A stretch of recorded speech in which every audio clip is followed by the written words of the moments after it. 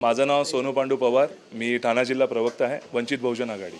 काय आता नंदनवर आपण आले आहेत, शिवसेनेला पाठिंबा देतो, नेमकं काय माहिती आहे?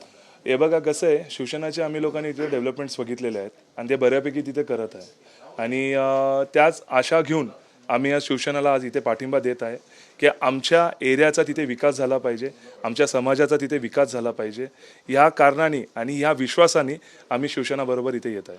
काही ठराविक मुद्दे आहेत आपले जे आपण शिंदे साहेबांसमोर ठेवलेले होते, त्या मुद्द्यांवरती आपण त्यांना पाठिंबा देत आहे की? ओके, ह्याच्या पहिले जे प्रस्थापित नगरसेवक तिथे होते ते इतर मनुवादी समाजाची मनुवादी लोकांची तिथे सत्ता होती आणि ते लोकांनी तिथे टोटली दुर्लक्ष केलं होतं आणि त्या दुर्लक्ष केल्यामुळे आमच्या समाजाचं तिथं खूप नुकसान झालेलं आहे.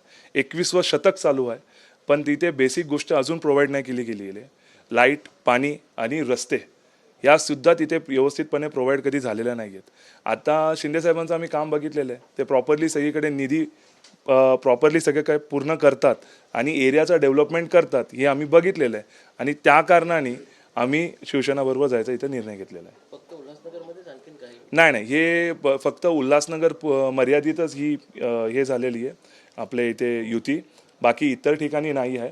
आणि ह्याच्यामध्येही आमचे आदरणीय बाळासाहेब आंबेडकरांकडनं आदेश आल्यानंतर आम्ही इकडे युतीसाठी आलेलो आहे. आणखी काय?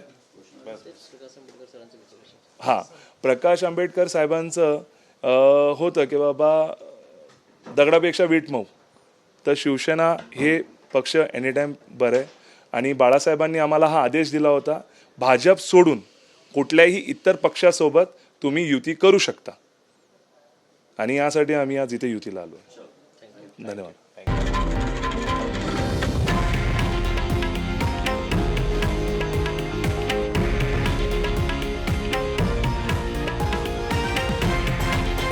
हे आहे देशातील नंबर 1 न्यूज नेटवर्क आणि आपण पाहत आहात TV9 मराठी, एकमेव.